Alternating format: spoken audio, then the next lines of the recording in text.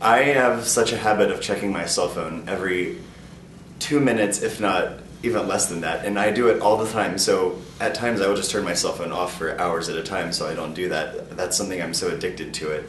That drives me crazy about myself, but it's just like ever since I got my iPhone, I love it so much, but I'm so addicted to it. It's literally like crack.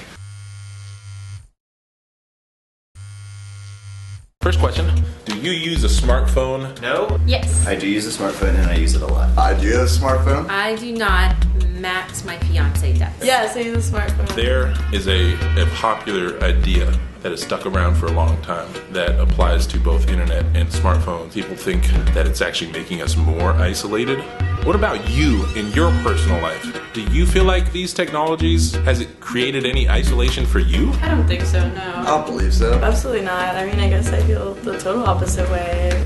We are in an age where we are almost completely overstimulated. You'll be sitting at a restaurant with your friends and you look at your friend and they're sitting there texting somebody and then you get a text message. Me and you might be talking, that's one conversation. I might be texting my girlfriend, that's two conversations. There might be a Facebook message thread that our band is trying to coordinate a show to play a date on. It's not a deficit of attention, it's an overabundance of attention. You're isolated in your own world. You're talking to the person, you're talking to on the phone, but you're not interacting with the world around you at the present moment. I think people see the rise of smartphones and they see possibilities of diving into a world that's in your palm of your hand.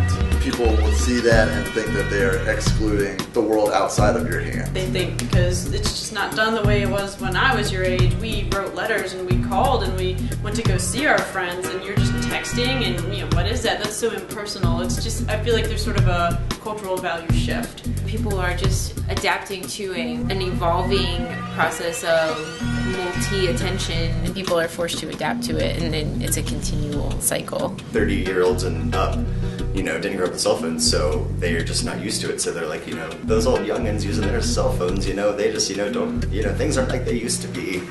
There are kids that all they do is sit there on their cell phone texting their friends, but that's no different than 20 years ago, your kid who would just sit there at the dinner table and stare at his plate and not talk to his parents. I think it comes from a lot of people who don't have smartphones and don't understand it personally, so they just kind of see the negativity in it. For the most part, people are still just in connection as ever.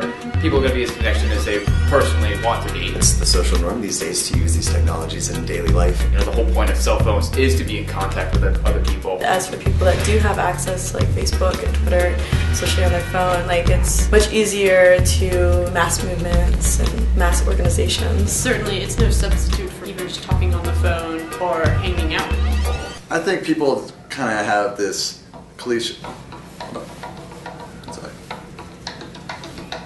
A lot of people are ill-mannered when it comes to cell phone use. I've always been really curious about people that walk around with earbuds continuously within their ears. You weren't receiving any input from the external world, and now you were sort of living in this artificial bubble. And I remember once I was in a car with someone, we were driving by, this lady was texting on her phone, she had earphones in, and she just wasn't, and she doesn't even know she was driving. I'll tell you what, I do hate it when people have those Bluetooth headsets and sitting at the bar and just going on at full volume.